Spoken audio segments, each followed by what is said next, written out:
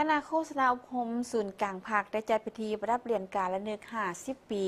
วันสถาปนาสาธารณรัฐประชาธิปไตยประชาชนลาว ให้แก่พนักงานราชการประจำการและบำนาญพิธีดังกล่าวได้จัดขึ้นในวันที่28 พฤศจิกายน 2025 ที่คณะโฆษณาอบรมศูนย์กลางภาคให้เกียรติเข้าร่วมของสหายคำพันธ์เผยยวงศ์คณะเลขาธิการศูนย์กลางภาคหัวหน้าคณะโฆษณาอบรมศูนย์กลางภาคมีของคณะโฆษณาอบรมศูนย์กลางภาคคณะกรมพร้อมด้วยพนักงานลักแหล่งและพนักงานบำนาญเข้าร่วม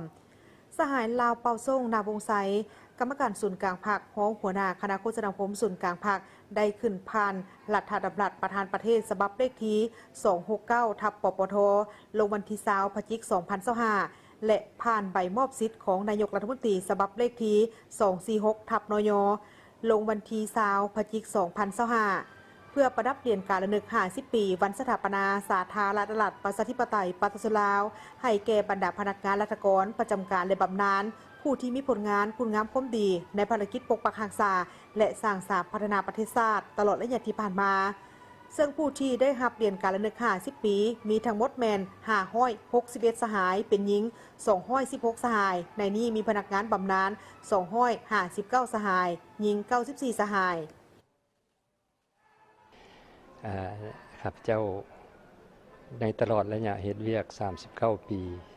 ในเวียกงานเป็นรัฐกรนี้มีความภาคภูมิใจต่อการเติบใหญ่ขยายตัวของประเทศชาติของพวกเราก็คือการเติบใหญ่ของตนเองที่ได้ถือการนำของพรรคในแต่ละสมัยได้ก่อสร้างและก็รู้สึกว่าได้ประกอบส่วนอย่างตั้งหน้าเข้าในภารกิจปกปักรักษาและสร้างสรรค์ประเทศชาติให้ประเทศเราเจริญรุ่งเรืองซึ่งเป็นการประกอบส่วนอันน้อยอันหนึ่งเข้าในภารกิจรวมของชาติเราข้าพเจ้ามีความภาคภูมิใจต่อการเติบใหญ่ขยายตัวของคนรุ่นใหม่ฉะนั้นภารกิจ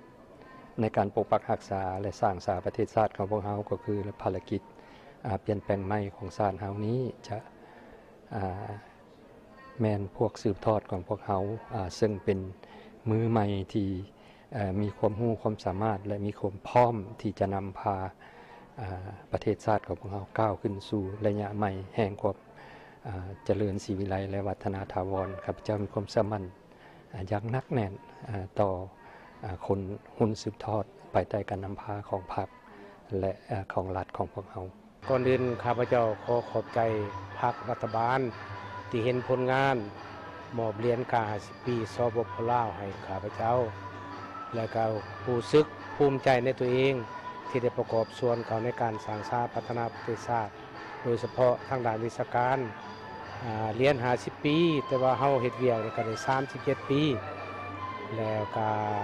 ผลงานเฮาก็น้อยๆที่ได้ประกอบส่วนแต่ว่าทางพรรครัฐบาลคันถึงเพิ่นก็ยังเห็น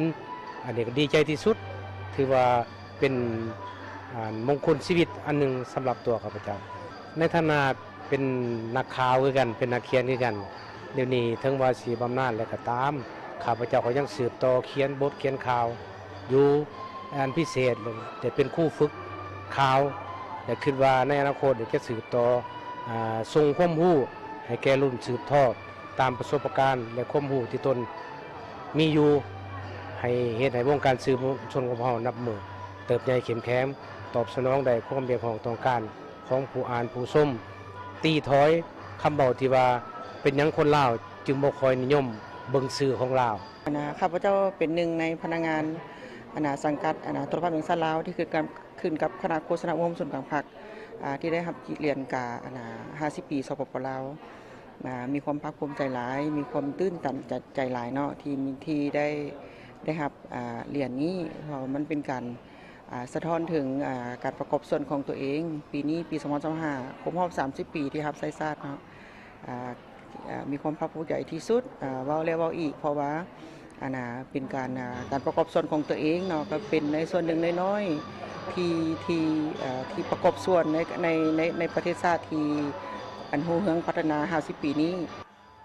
การประดับเปลี่ยนการละนึก50 ปีวันสถาปนาสาธารณรัฐประชาธิปไตยประชาชนลาวให้แก่พนักงานราชการประจำการและบำนาญในครั้งนี้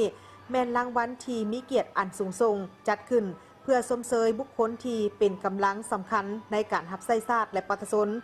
การประดับเปลี่ยนในครั้งนี้บ่เพียงแต่เป็นการระลึกถึงคุณงามความดีเท่านั้นแต่ยังได้แสดงให้เห็นถึงจิตใจความสามัคคีของประชาชนลาวบรรดาเผ่าที่ร่วมกันผ่านอุปสรรคและสร้างผลสำเร็จให้แก่ประเทศชาติ